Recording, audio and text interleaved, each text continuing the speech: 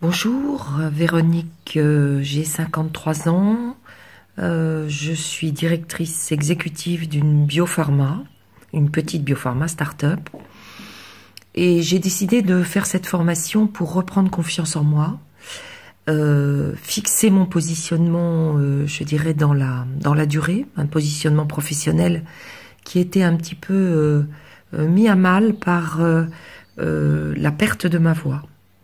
En fait, j'avais deux problèmes. J'avais soit une voix trop forte, mal positionnée, soit plus de voix du tout.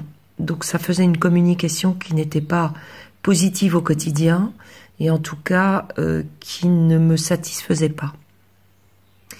Globalement, cette formation a été très positive. D'abord, je me suis réapproprié ma voix. J'ai mis en place les techniques de respiration, de placement corporel que nous a appris Cécilia. Ça m'a permis également de diminuer mon stress au quotidien en faisant le lien entre ma voix et une journée qui commence. Une bonne voix, c'est une journée positive. Voilà.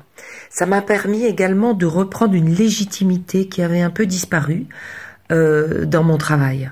C'est-à-dire de me sentir à ma place et de le faire comprendre à ceux qui étaient en face de moi.